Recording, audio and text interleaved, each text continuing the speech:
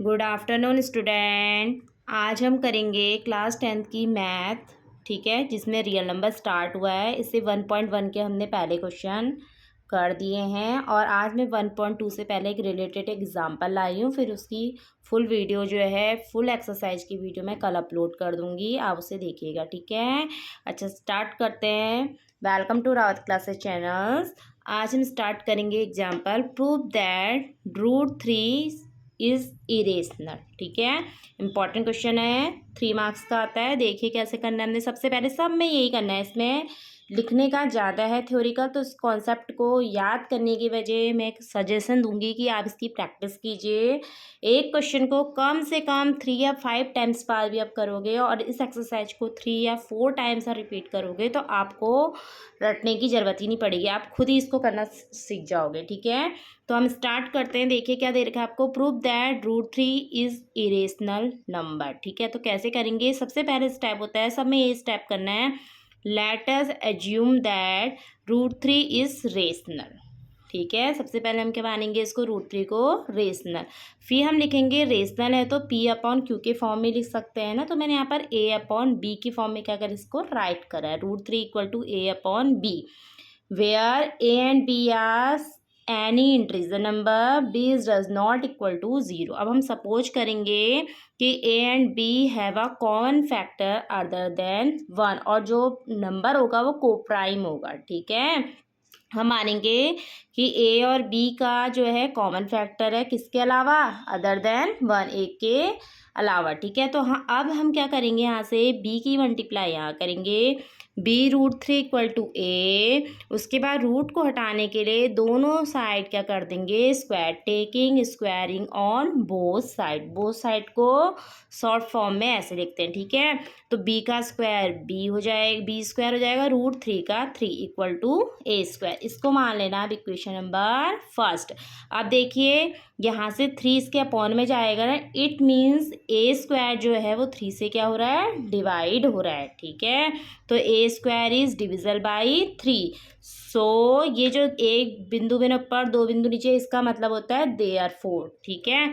तो A is also डिविजल by 3, तो इसका मतलब A² यदि 3 से डिवाइड हो रहा है तो A भी क्या होगा, 3 से डिवाइड। सपोज जैसे मैं इसका मीनिंग समझाती हूँ आपकी, जैसे A² मतलब यहाँ पर मान लिया आपका 1 का स्क्वायर है, तो 1 का स्क्वायर कितना होगा, 1 होगा, 3 से डिवाइड जाएगा।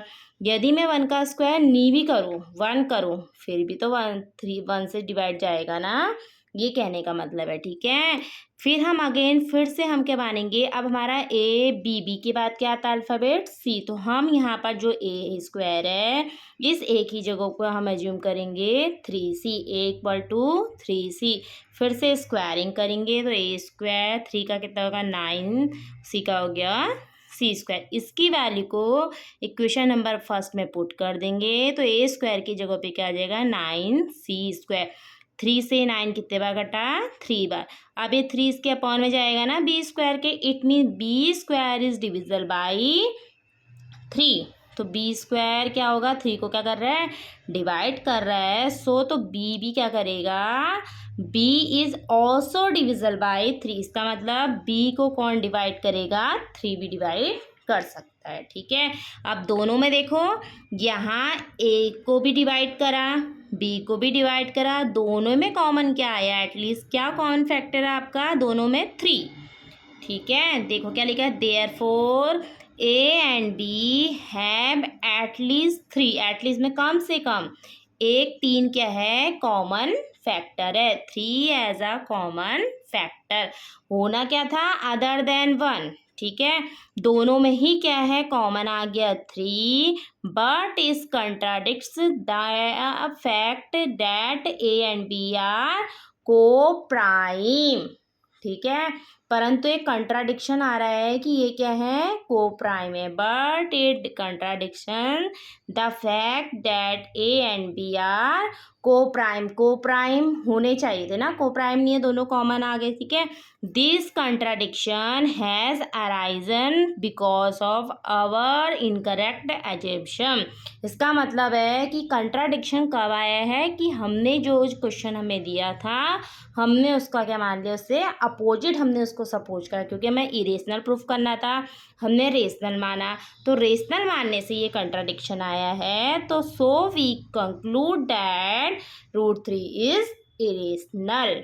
ठीक है, ये लिखने की जो स्टेप है वो ऐसे ही लिखने होते हैं। प्रैक्टिस करिए, प्रैक्टिस करने के बाद आपको खुद लिखने आ जाएंगे। ठीक है, इसमें क्या है ना, दोनों में क्या है, यहाँ पर हमने सपोज करा कि ए एंड बी में क्या है, कौन फैक्टर अदर देन क्या है, 1 है। ठीक है, और को प्राइम होनी चाहिए। यहाँ पर क्या आ गया, जो हमने दोनों में जो कॉमन आया है वो 3 आ रखा है, और ये क्या है, इसमें जो हमने ये माना था कि ए एंड बी क्या है, को प्राइम है। ठीक है, तो तब जाके हमारे कंट्राडिक्शन आया है। इस कंट्राडिक्शन हमारा गलत आया, हमारे गलत एजम्पशन से, तो हमने लास्ट में कंक्लूड निकाला जो क्वेश्चन में दिया है वही क्या है, सही है। ठीक है, इसकी प्रोसेस यही होती है करने की, सारे क्वेश्चन ऐसे ही करने होते हैं। उसके बाद हम कल करेंगे एक्सरसाइज। देखिए 1.2 का भी पहला क्वेश्चन क्या है आपका, prove that √5 is irrational. Same process यही है। ठीक है, फिर कुछ प्लस में आ रखे हैं कि 3 + 2 √5 इज इरेशनल, फिर 1/√2 वाला आएगा। इस तरह से क्वेश्चन है तुम्हारे।